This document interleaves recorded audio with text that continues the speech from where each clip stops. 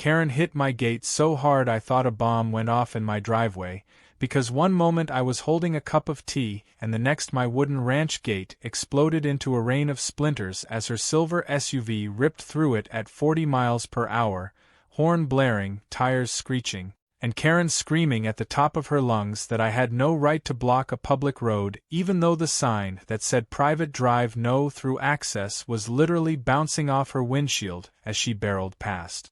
The sound was so sudden and violent that my soul practically left my body and hovered 6 feet above me watching the chaos, because nothing prepares a person for seeing a full-sized vehicle blasting into their property like it is filming an action movie scene without permission, and for a split second I genuinely wondered if she was being chased by zombies or trying to outrun gravity itself.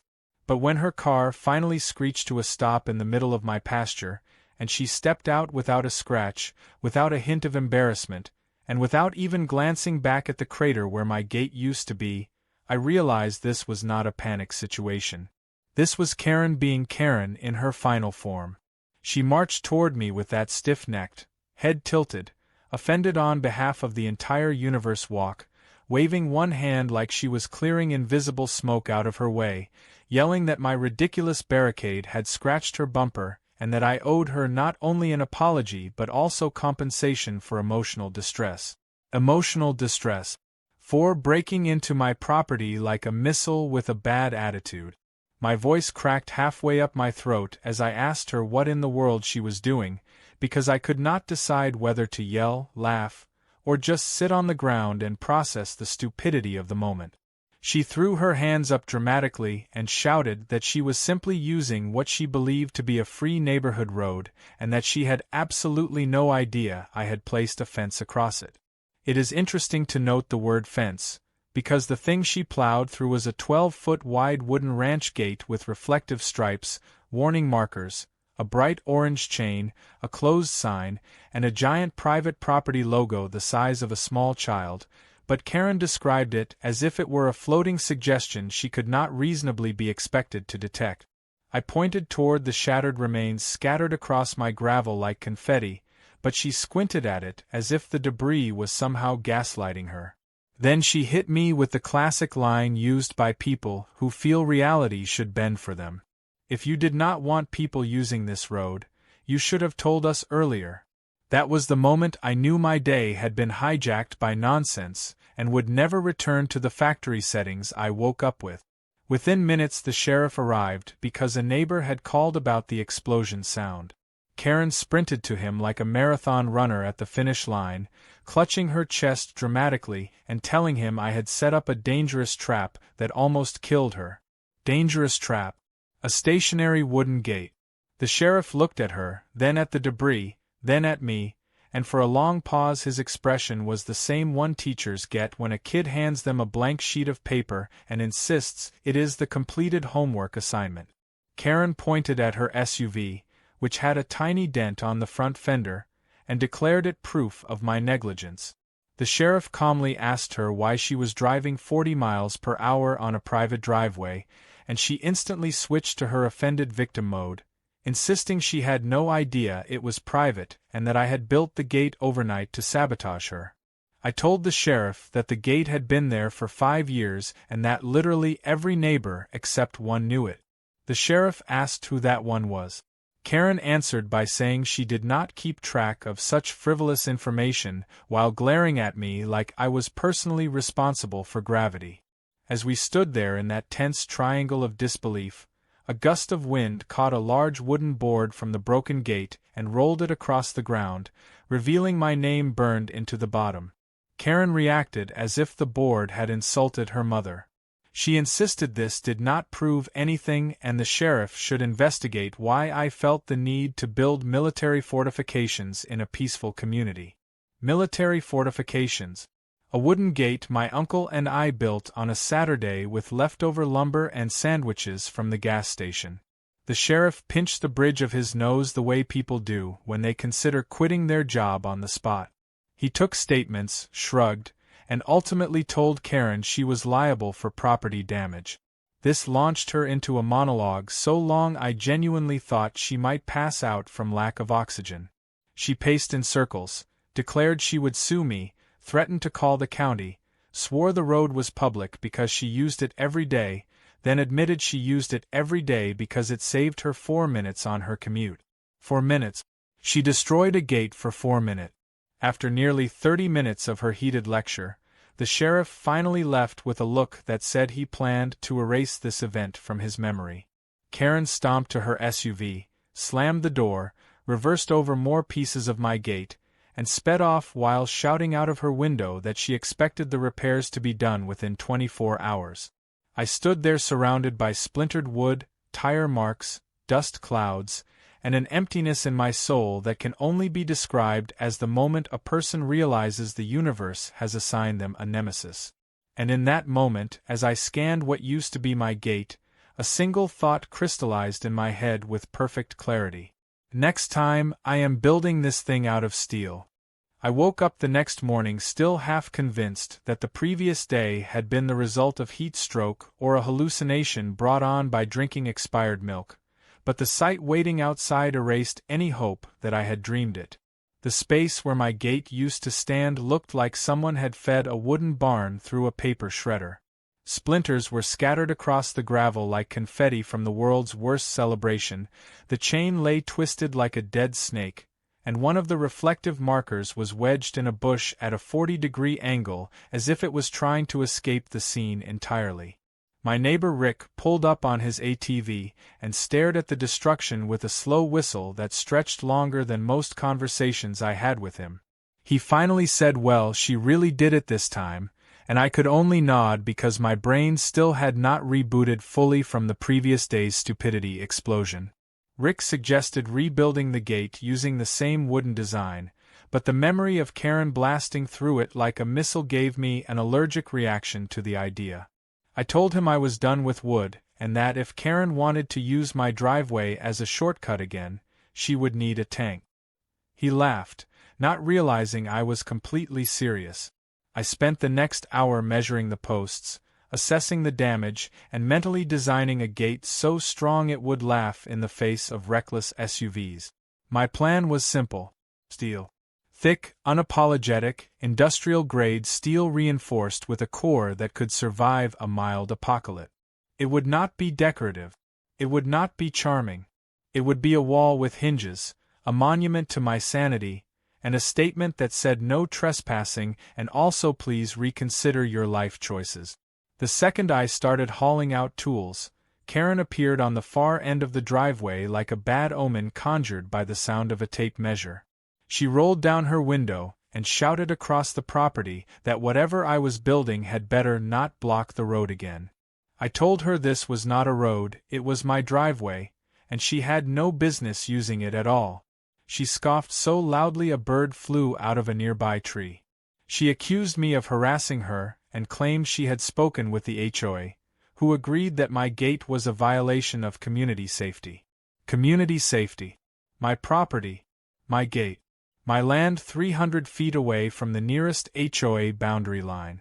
I informed her that I was not a part of the HOA and never had been. She blinked in confusion, then declared that all houses in the area belonged to the HOA because that is how neighborhoods work. I told her that was factually incorrect. She responded by rolling up her window with the same passive-aggressive speed someone uses to slowly close a door in your face. A few minutes later, my phone buzzed with an email from the HOA itself. I opened it expecting a misunderstanding. Instead, I found a letter written as if I had personally offended the board members by existing. The letter claimed that my gate had obstructed community flow, posed a hazard, and violated neighborhood aesthetics, even though the HOA map clearly showed that their jurisdiction ended well before my property line. Confused and annoyed, I drove down to the HOA office. The president, a man named Harold who had the permanent expression of someone smelling sour milk, greeted me with folded arms and a stiff stare. He informed me that a concerned resident had reported me for placing an illegal barrier. I asked how it could be illegal on land the HOA did not own.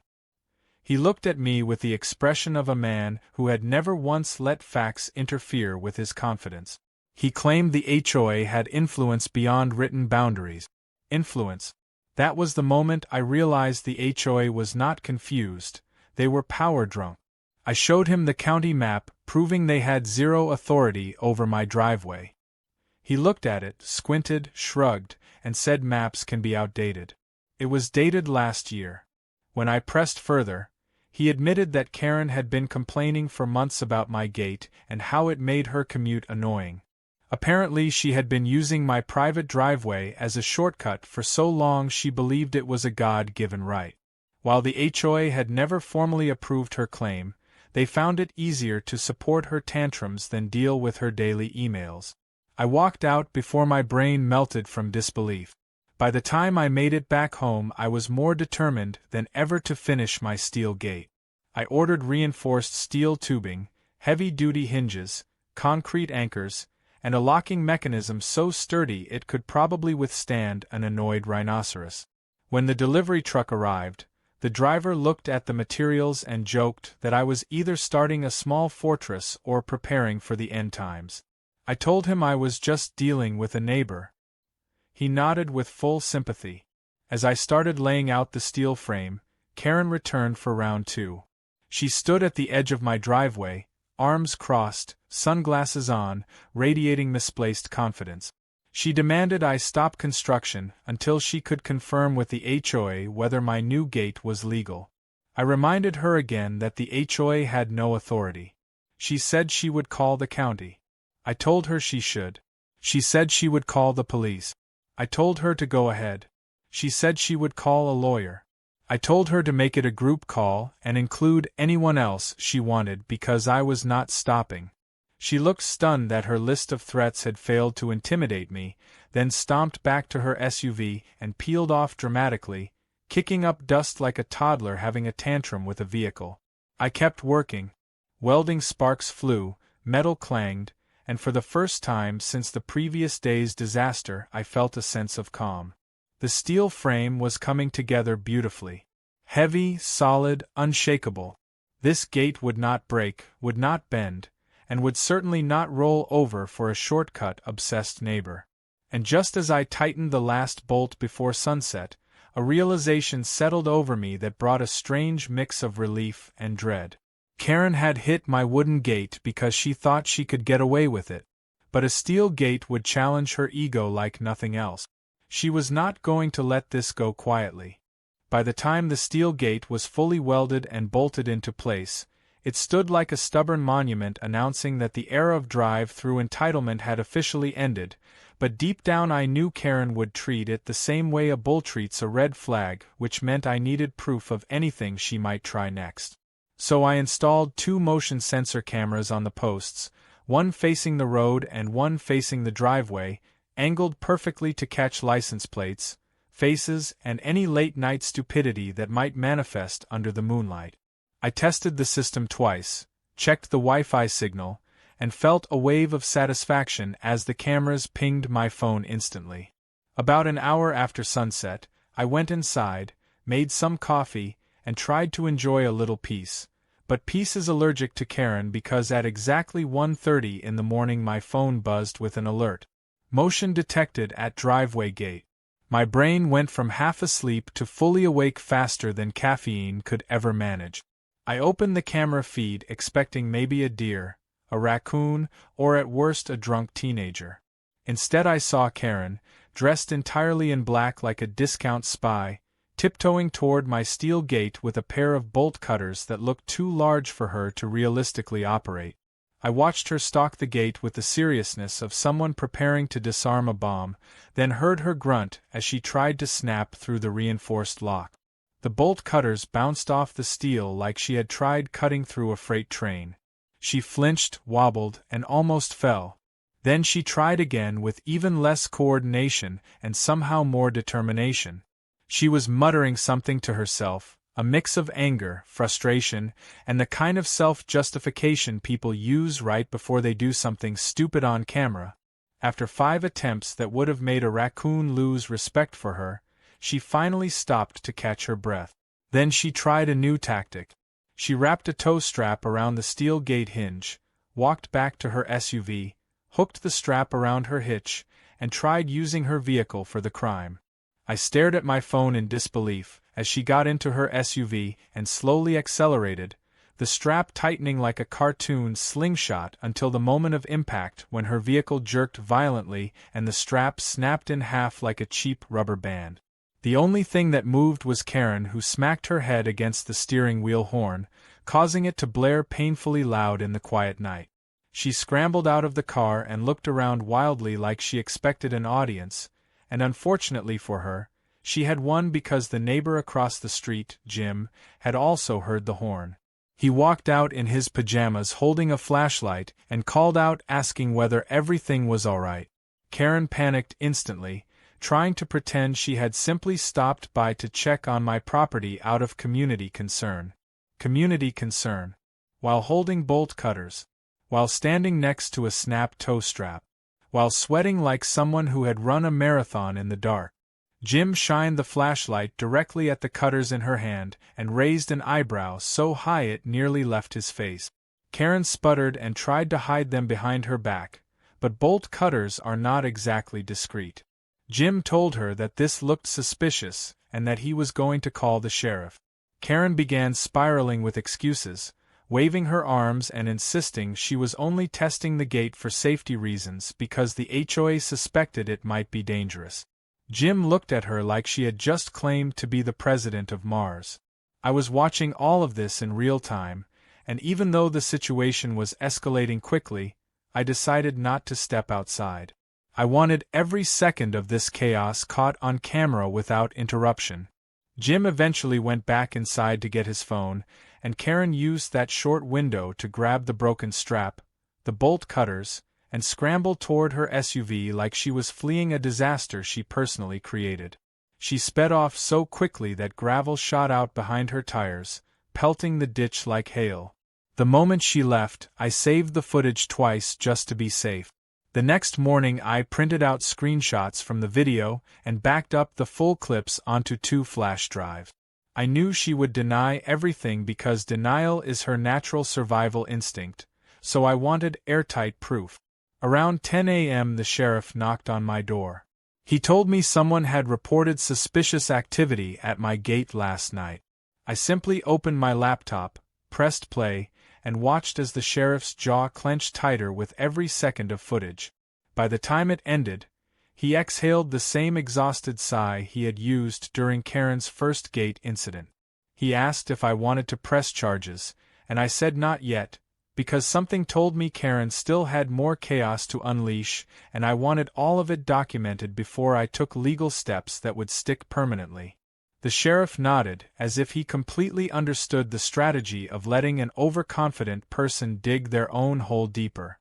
After he left, I spent the rest of the morning fortifying the camera system even more, adjusting angles, upgrading storage, and making sure not a single shadow could move near that gate without getting recorded. Later that afternoon, I received a sudden chain of emails from the HOA, each one written with unnecessary urgency. They demanded that I remove the steel gate immediately for violating community regulations, blocking access roads, and causing unnecessary neighborhood tension. They also claimed they had received complaints about me creating unsafe structures. I knew instantly who had complained. She was not even subtle about it. What made it worse was that this time the emails included attachments showing a small crowd of HOA board members pointing at my gate as if it personally attacked them. They had gathered at the edge of my driveway earlier in the morning, posing for photos like tourists at a landmark. I replayed my camera footage, and there they were, clustered together, whispering, gesturing dramatically, and at one point stepping dangerously close to trespassing. And then came the biggest twist of the day. The camera footage showed that Karen was not alone last night. After she fled with her failed bolt cutter mission, the HOA president himself had walked up to my gate carrying a clipboard and a flashlight. He inspected the hinges, measured something, took pictures, and even tapped the steel with the back of his pen as if trying to determine whether it was hollow. Suddenly it all made sense. Karen was not acting alone. She had backup, and the HOA president was willingly involved. Seeing both of their faces on camera at my gate after midnight gave me a sense of clarity. This was no longer a petty neighbor issue. This was a full-scale campaign of entitlement, one I was prepared to counter with evidence, patience, and a gate strong enough to withstand a small stampede.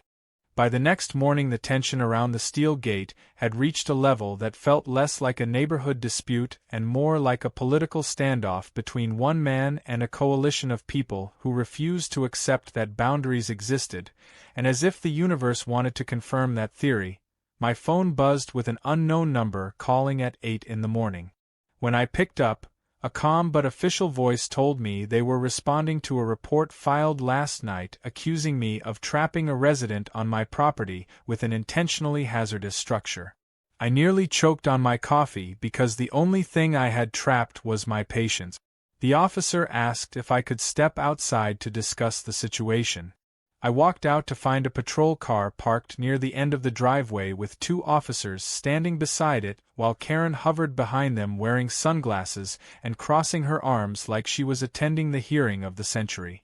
The moment she saw me, she launched into an explanation so dramatic it sounded like the opening monologue of a radio soap opera. She claimed she had been driving peacefully when my new metal monstrosity slammed shut behind her and locked her inside my property, forcing her to spend the night in fear for her safety. She even added a trembling voice effect, as if she had rehearsed it in the bathroom mirror. The officers glanced at her, then at me, then at the gate which had not moved an inch from where I had installed it, wide open as usual during daytime.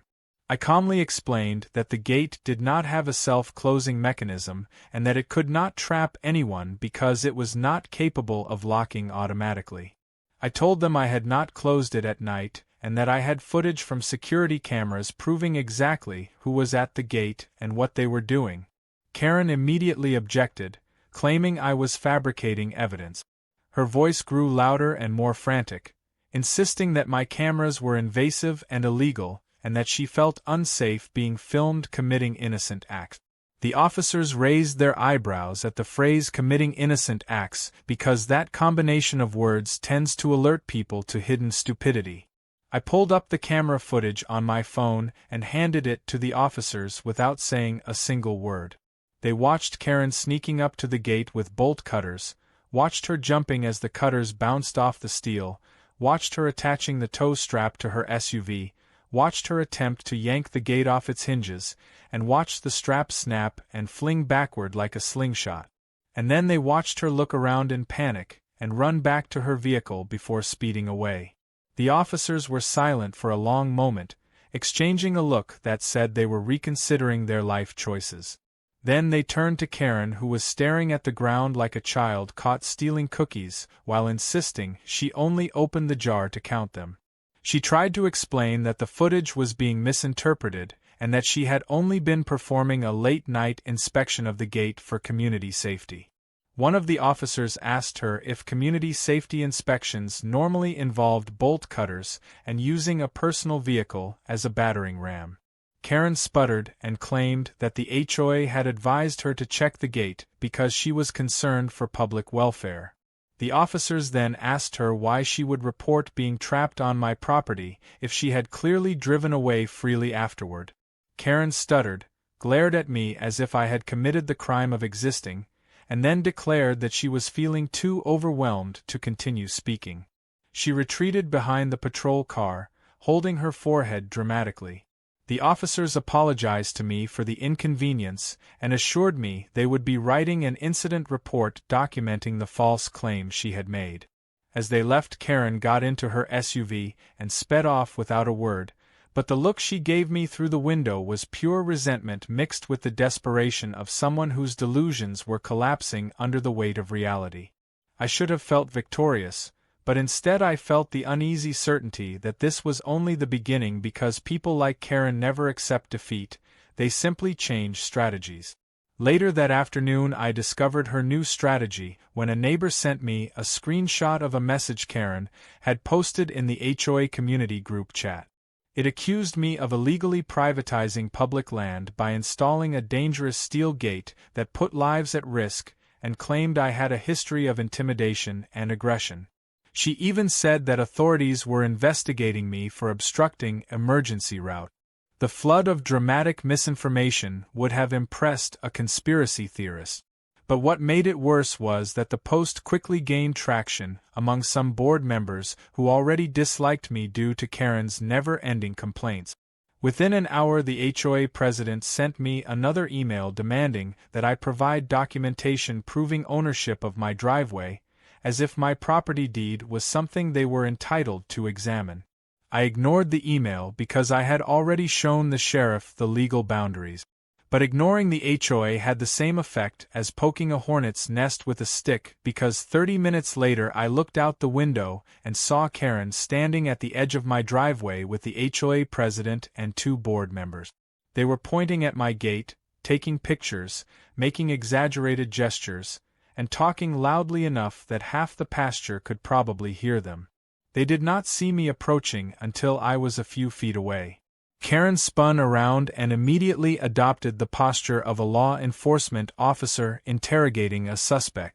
She announced that they were conducting an official HOA inspection. I told her they had no authority to inspect anything on my property. The president stepped forward and declared that they were assessing whether my gate violated community ordinances. I told him for the 15th time that my land was not part of the HOA. He insisted that all areas accessible by the public fell under their oversight. I gestured to the private drive sign clearly visible behind them. He pretended not to see it. At that point I realized logic was a foreign language to this group. Instead of arguing further, I simply informed them that they were trespassing and had 30 seconds to leave before I called the sheriff. Karen scoffed and said she was not afraid of empty threats, so I pulled out my phone and dialed without hesitation.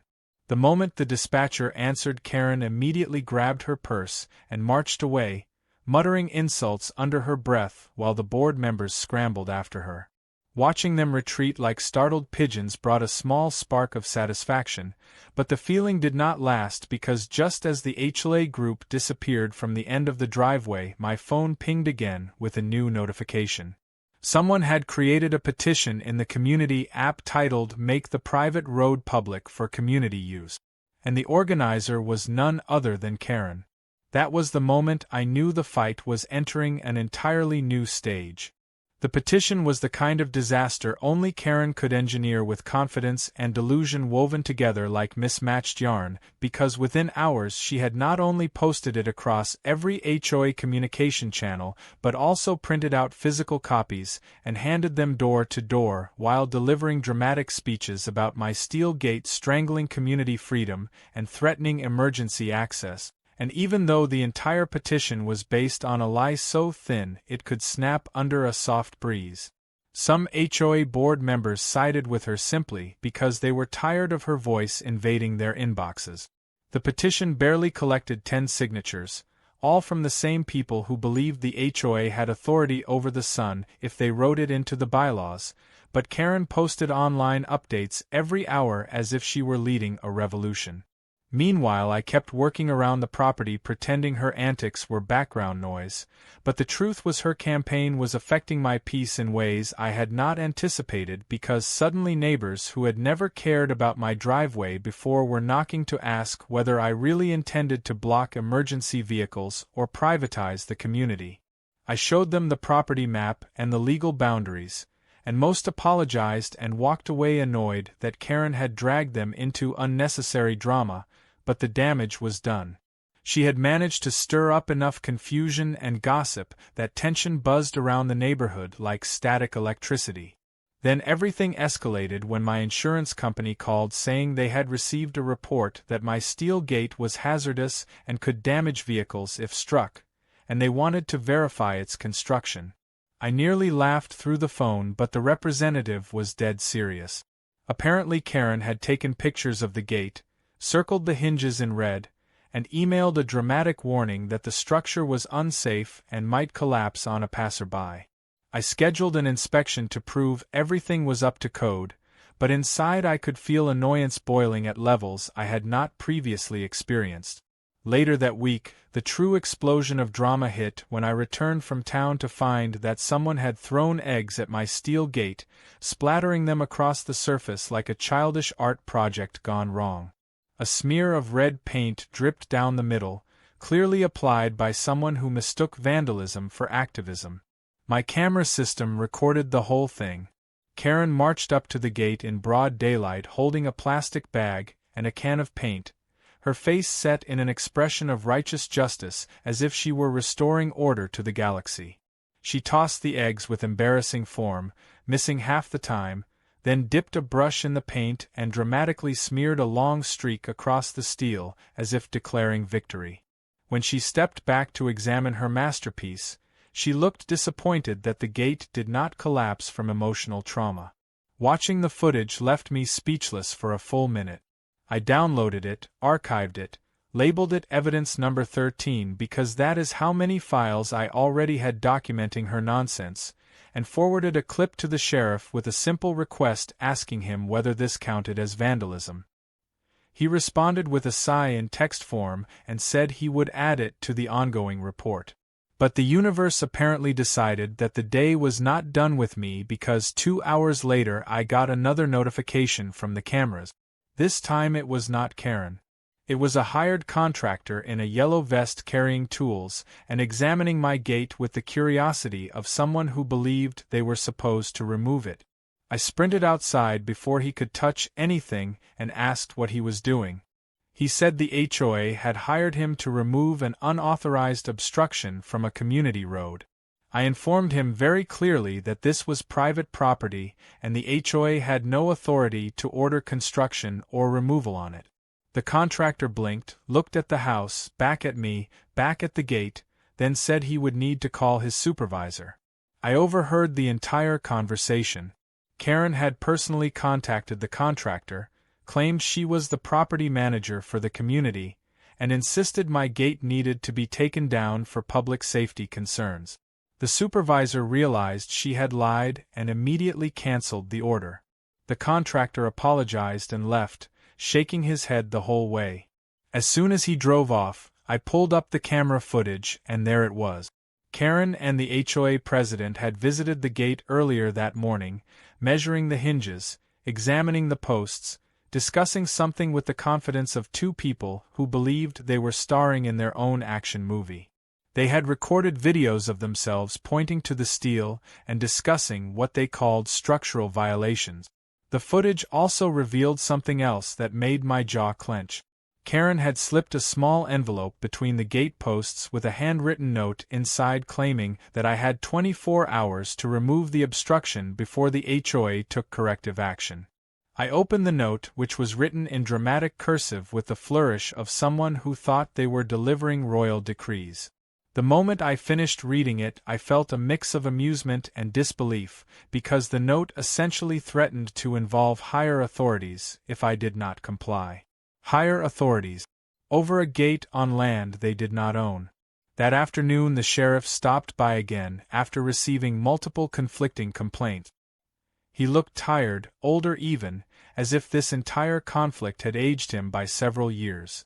He asked whether I knew anything about the HOA attempting to hire a contractor to remove my gate. I showed him the footage. He stared at the screen, rubbed his forehead, and muttered something about needing hazard pay for dealing with neighborhood disputes of this scale. He said Karen and the HOA president were towing dangerously close to criminal behavior and advised me to keep documenting everything. Just as he was leaving, I received a message from a neighbor that made my stomach drop in disbelief. Karen had organized a community meeting that evening claiming it was time for the neighborhood to take a united stand against my gate. When I opened the meeting announcement, it was filled with completely fabricated accusations, including claims that my gate had caused damage to public vehicles, blocked access for medical responders, and even endangered children playing nearby. Children. My driveway is so far from the school bus route that a kid would need a compass and determination to even find it. Still, I decided to attend the meeting because letting misinformation spread unchecked was like giving Karen a megaphone filled with lies. The meeting hall was buzzing with whispers, exaggerated stories, and people craning their necks to stare when I walked in. Karen stood at the front like a self-appointed spokesperson of justice. And that was when I realized that the situation had spiraled so far beyond rationality that it would take evidence sharper than steel to cut through the chaos she had created. When I walked into that community meeting, I felt like I had stepped into a courtroom where the judge, jury, and executioner were all fueled by gossip instead of facts, because the moment the door shut behind me, every whisper turned into a low hum of expectation, with people nudging each other as if they were waiting for a televised confrontation. Karen stood at the front like a conductor preparing to lead an orchestra of chaos, her arms folded, chin lifted, acting as though this was a mission of justice and not a dramatic meltdown over a gate that dared to exist. The HOA president stood beside her holding a stack of papers so thick it looked like he had printed out the entire internet. Karen immediately launched into a fiery speech about how my steel gate symbolized a threat to community harmony, how it obstructed emergency access, how it scared children, and how she had personally suffered emotional damage from my reckless behavior. Several people nodded along even though nothing she said had a shred of truth, but in that moment I understood something important. They were not supporting her because they believed her. They were supporting her because she was loud, dramatic, and relentless, and some people would rather agree with noise than confront it. When she finished her speech, she gestured toward me with the smug flair of someone revealing a villain in a stage play. I stepped forward, pulled out my tablet, and connected it to the projector screen behind her. The first video clip began to play. The room went silent. The screen showed Karen sneaking up to my steel gate at 1:30 in the morning, holding bolt cutters, sweating, muttering angrily, and unsuccessfully trying to cut through a lock that was clearly built to resist maximum stupidity. People gasped. Karen froze like a statue. Then the footage showed her wrapping a tow strap around her SUV and attempting to yank the gate open, only to snap the strap and slam her face into the steering wheel horn. Several people choked back laughter. The HOA president swallowed so hard I could hear it from across the room. Karen sputtered and tried to claim the footage was misleading, but before she could finish, the next clip began playing. It showed the HOA president himself visiting my property at night, measuring the hinges, tapping the steel, and examining the structure like a burglar conducting a safety inspection. The room erupted into shocked murmurs. The next video rolled. Karen throwing eggs at my gate in broad daylight, smearing paint on it, then stepping back with her hands on her hips as if she had just executed a brilliant plan. More murmurs. Then the footage of the hired contractor arriving to remove my gate on HOA orders, only for him to discover the entire work order was based on misinformation. Silence again. The final video showed the HOA board clustering at the edge of my driveway, pointing, gossiping, and taking exaggerated photos. When the last clip ended, I paused the screen and looked at Karen, whose face had drained of color faster than a melting popsicle on asphalt. The room was so quiet I could hear someone chewing gum 2 rows back. I calmly explained that every accusation made against me had been false, that my property was legally outside the HOA boundary, and that my steel gate had been approved by the county inspector who confirmed it posed zero danger to the public. I reminded them that the only real danger had come from reckless driving on private property and deliberate attempts to remove or damage my gate. A few neighbors stood up to say they had known all along the driveway was private and had never understood why the HOA was involved. The HOA president nervously adjusted his glasses and said there must have been a misunderstanding. Karen, however, could not keep quiet. She launched into a frantic rant accusing me of editing the videos, hacking her emails, manipulating the contractor, intimidating the HOA, and creating a conspiracy against her. The more she spoke, the worse it sounded, because nothing she said matched the footage everyone had just watched. Eventually the HOA treasurer, who had remained silent until this point, stood up and announced that the board would be holding an internal investigation about abuse of authority. Karen shrieked that she was being betrayed and that the entire room was conspiring against her. Her meltdown got so loud the building manager stepped inside to ask if everything was all right. The meeting ended shortly after, with most residents scattering outside shaking their heads in disbelief, while others muttered about finally being done with her antic.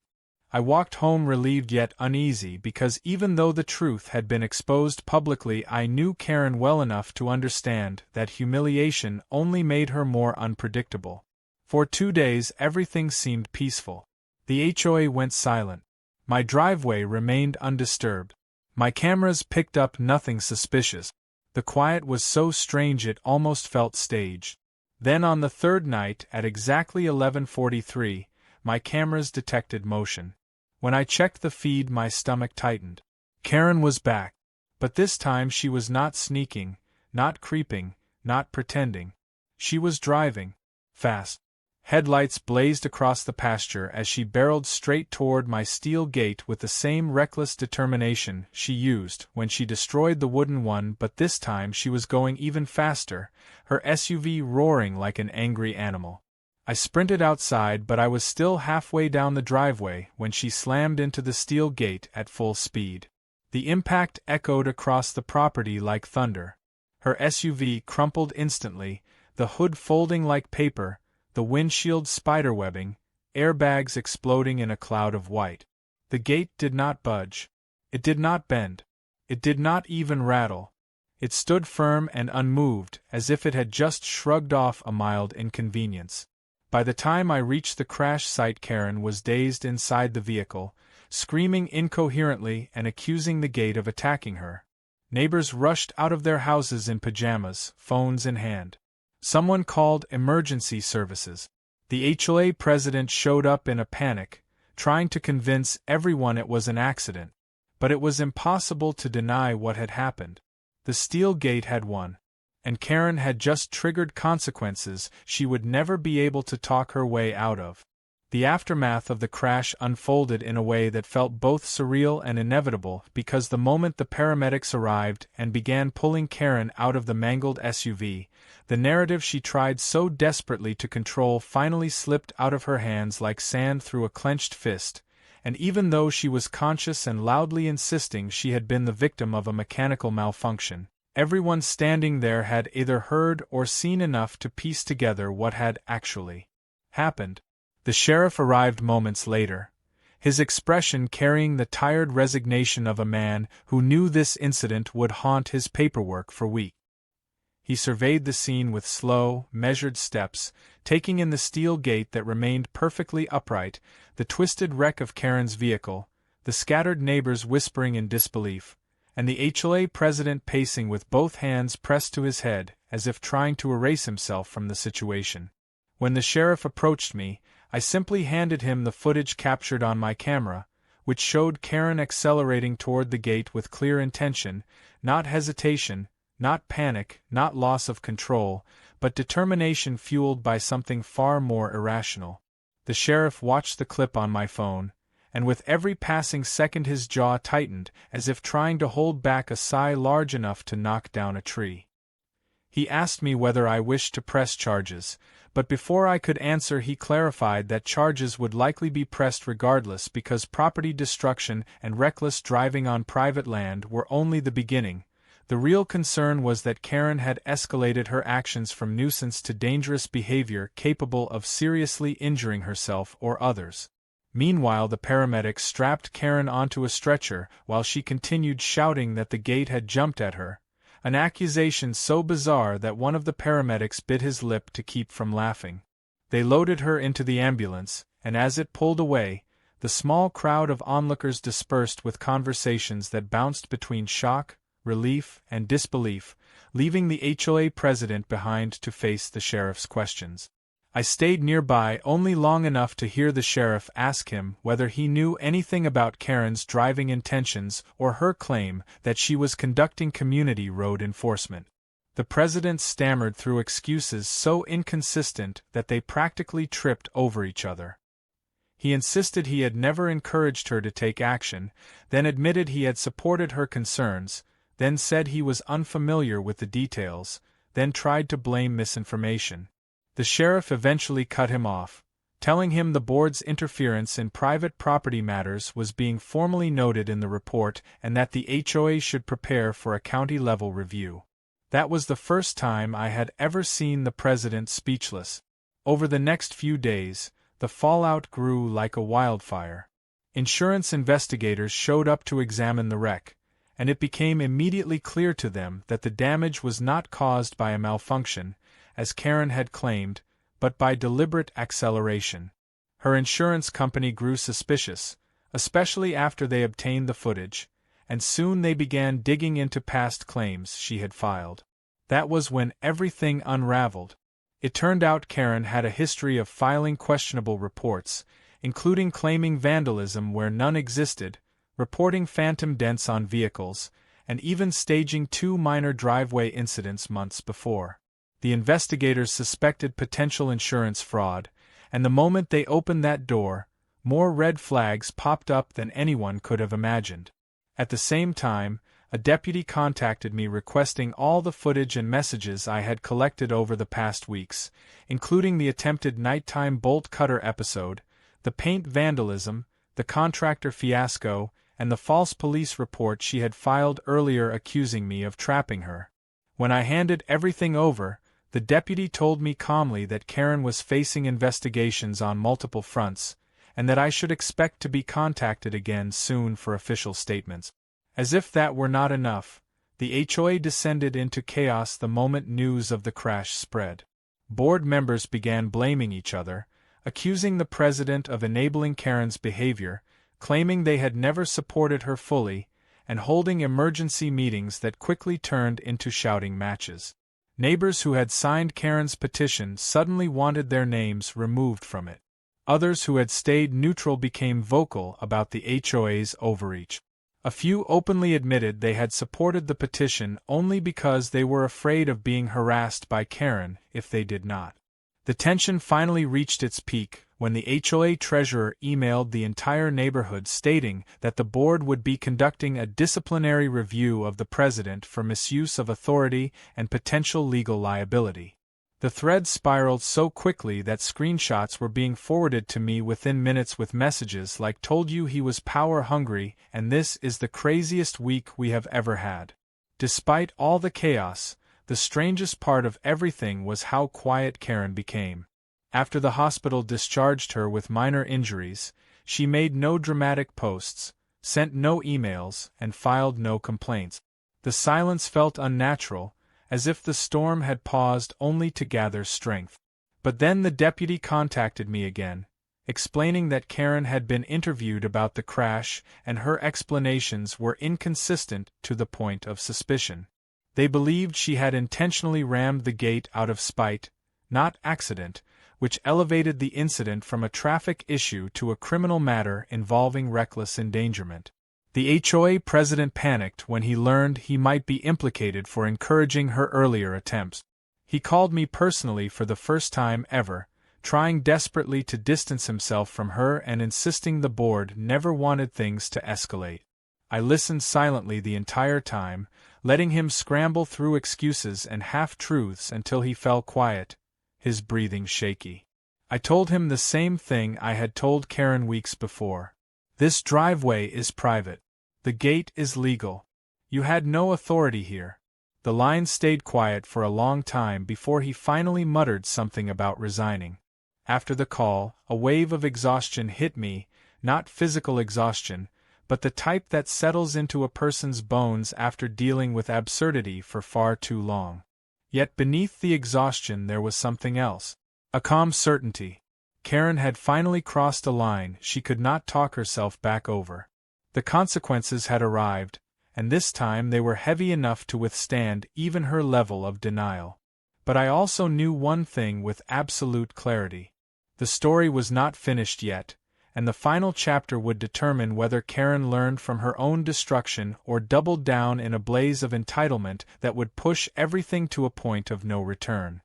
Our rolling across the hills, but then it hit all at once in the most surreal, dramatic, and strangely satisfying way possible because the week after the crash the county formally opened an investigation into both Karen and the HOA, and suddenly what had once been a ridiculous neighborhood dispute transformed into a full-scale review of misconduct, liability, and more questionable decisions than any single cul-de-sac should produce in a decade.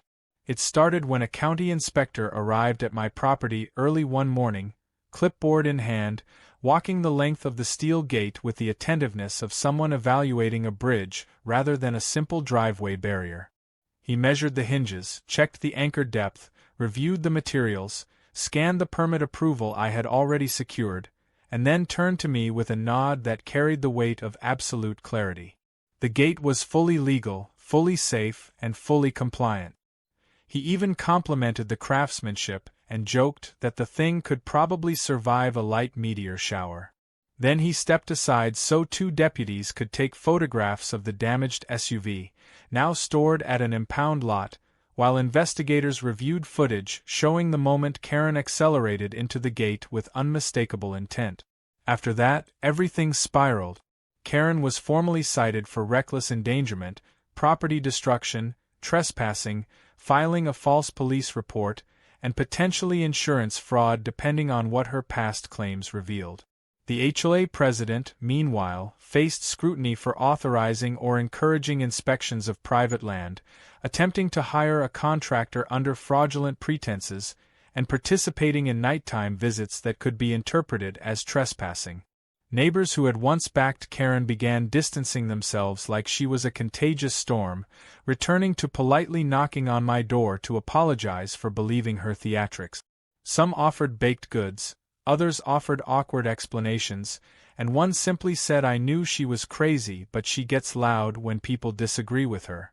Even the HOA treasurer knocked on my door, shoulders slumped, to tell me the board had voted to remove the president temporarily pending further review. It was the first time I had ever seen an HOA voluntarily humble itself. As for Karen, her presence in the neighborhood rapidly faded into rumor rather than reality.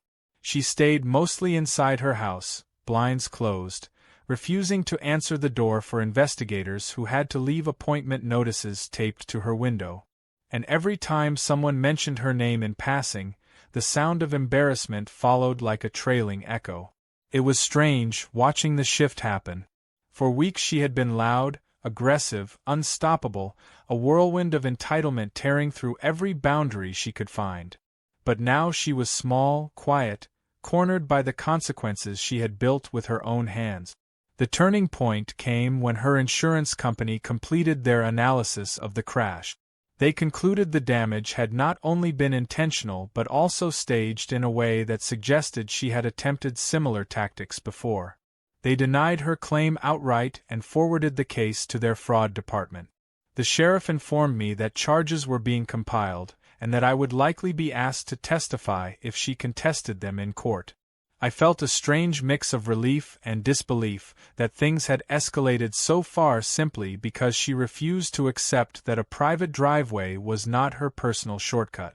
Meanwhile, the HOA sent out a neighborhood-wide letter apologizing for the confusion, acknowledging that they had acted outside their jurisdiction, and promising to revise their procedures to prevent future overreach. It was the closest thing to an olive branch an HOA had likely ever produced in recorded history.